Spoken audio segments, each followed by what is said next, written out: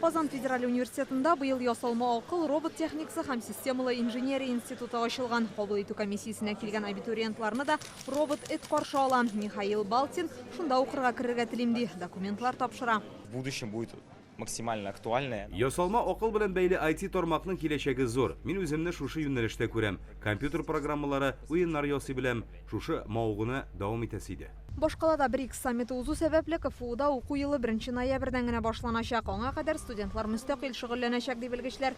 Әлеге уку йортына быел иң күп бюджет урыны бирелгән 7500. Барлыгы 15000 абитуриентны кабул итәргә планлаштыралар. Отличники, которые... Бездә бишлегә генә укучы студентлар 5000 күләмендә стипендия ала. Шулай ук 2 техник белгечлек буенча да стипендия күләмен 2400 сум урынына 4000-гә күтәрдек. Быел Татарстанның югары уку йортларында 22021 бюджет урыны бар. Соңгы 3 ел эчендә әлеге күрсәткеч 5,5%-ка арткан. Иң күп бюджет урыннары мәгариф, информатика һәм энергетика юнәлешләре буенча бирелә. Дәүләт хисабына булса да, максатчан укуны сайлаучылар бик аз ди Татарстанның мәгариф һәм фән министры Илсур Ходиуллин. Бюджет урыннарының 17% аның максатчан уку юнәлеше буенча биреләчәк. Ул безнең 3807 урын. Шуның бүгінгі көндә әйтергә кирәк, кызганычка каршы 1575 генә әле тутырылды. Казан дәүләт медицина университетында быел 508 бюджет урыны бар. Узган ел белән чагыштырганда 7-гә күбрәк. Нигездә максатчан укуга өстенлек бирелә. Белгечлек программасы буенча студентларның 70, ординатурада 92% максатчан укуны сайлаган.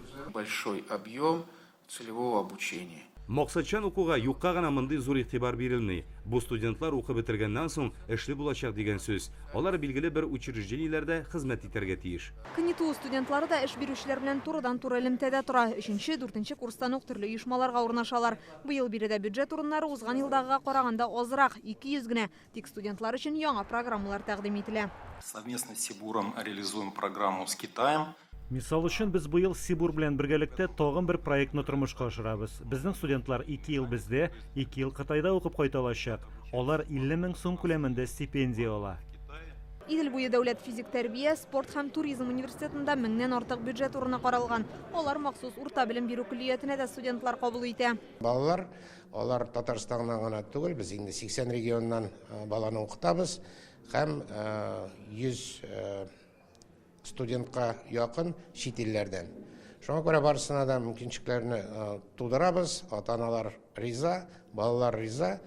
Әлбәттә, бу студентларның саны ни өчен арта? Чөнки күп кенә мәктәпләр төзелә, күп спорт мәктәпләре төзелә, аларга бөтенесе кадрлар кирәк. Казан дәүләт архитектура төзелеш университеты 1200 кешене кабул итәргә әзерләнә. 810 бюджет урыны исәпләнгән.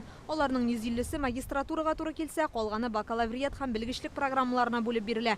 Полилингваль төркемдә ачачаклар. Бу елны да татар телендә укуны дәвам итәбез. Бер группа җыябыз. Беренчедән бюджетка укырган, укуга кергән балаларга тәкъдим итәбез. Килегез, бу татарча билингваль нигезендә укырга. Югары уку йортларына кабул итү кампаниясе 25 июльгә кадәр дәвам итәчәк. Документларны шәхсән барып яки бердәм дәүләт порталы аша тапшырырга була. Нилә Хөсәйнова, Рамзил Гарипов, Яңа Гасыр каналы.